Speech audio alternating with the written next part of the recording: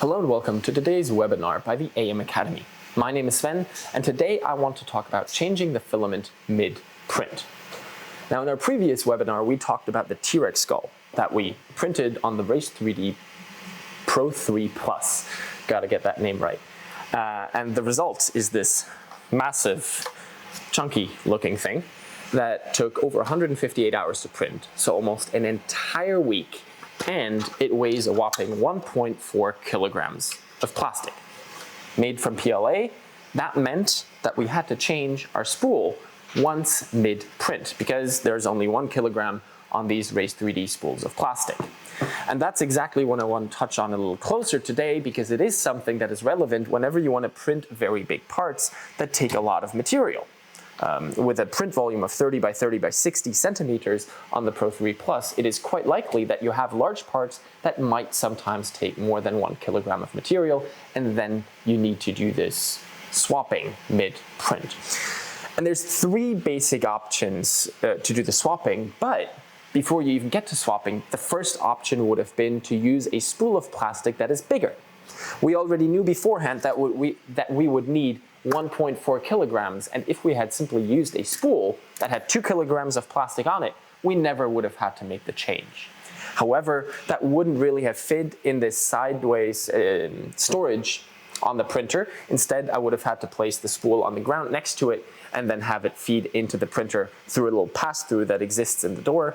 But I also wouldn't have had a topic for this webinar. So instead, we used 1 kilogram spools. I just wanted to mention that using a bigger spool of material is, of course, always an option. But now we used a 1 kilogram spool, and now we have to deal with this filament switching.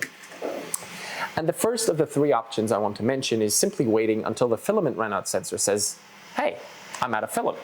So there's a little sensor here in the machine that notices when no more filament passes through. It's an optical sensor, and it notices, okay, there's nothing passing me anymore, there's nothing blocking the light, so there is no more filament remaining on the spool. And then it pauses the print automatically.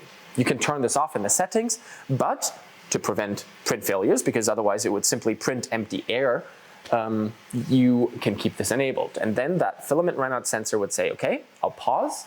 And if you set it up properly, you can use the Raise Cloud to get a notification about this stopping the printer to your email account or even your phone. Now the print is stopped, and then I can come and say, okay, time to swap the filament. I'll unload the old one, I'll load the new spool, and then I can continue the print. The big advantage here is that the spool gets used up completely. There will be no remaining plastic on the spool because it all went into the printer until the filament runout sensor said, hey, I have a problem. However, the disadvantage is that that is not very plannable. So it's entirely possible that I print over the weekend and on Friday evening at 11 at night, my filament runs out and the printer stops. And then I only come back to the office on Monday at 8 in the morning and the printer stood still that entire time. So I would have a very high duration of standstill. And that, of course, is time that the printer is not spending being productive. So I don't like that very much. But in exchange, I have no wasted plastic whatsoever. Option 2 that I want to talk about is intentionally pausing the print using the on-screen menu and then exchanging the filament. This allows me to choose the moment where I switch the filament freely. I can always decide now is the time I want to do it. But the disadvantage is I'll have plastic left on the spool. Yeah, so it's a trade-off. I have very good planability. In this case, that's the option I used. I went in on Friday at 4 in the afternoon and paused the print, changed the filament, then started the print again, knowing that it would keep printing the entire weekend through, and the result is really, really great.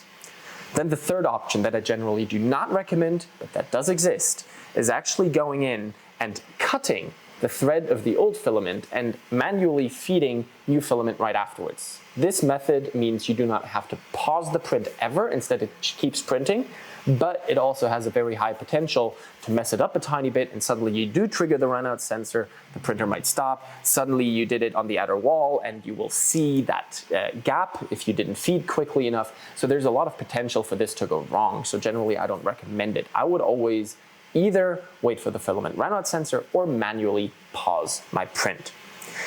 Now, when deciding when to pause it, it's not just about the time of day, but also what is actually happening within the printer. Because now I get to choose when to pause it, I can choose to pause the print while the infill is being printed, so the inside of my model. I won't see this on the outside later on. So that's what I did here, and because I paused it during infill printing, then swapped the filament, then continued the print, now that it's done, there's almost no way to distinguish at what point I did that pause because the outer wall was unaffected. Now with the runout sensor, it can always happen that it pauses while printing an outer shell, and then you will have a little seam where that occurred, and you will be able to see it afterwards, after the print is done. But as I said, those are your 3 basic options. I usually recommend option 2. The problem then is that you have some plastic remaining on the spool. That'll be up to you to figure out projects where you can use the little bit of spare plastic that is still on the spool. Maybe you have a smaller print that you need to do. That's where you can use that plastic then. So as I said, that's my 3 options for changing filament. So that's all I really had to tell you today. We'll still show some more close-up pictures of this massive dinosaur skull after I'm done talking. As I said, I really like the way it came out. There's almost no way to tell when I swapped the filaments, and the entire print just looks so good, and it's massive. So 158 hours of print time, came out great. Thank you very much for watching. I hope you found this interesting. If you do have any more questions or comments, you can leave them below the video. I'll do my best to answer all of them. And then I hope to see you again in a future webinar. Thanks for watching, and see you next time.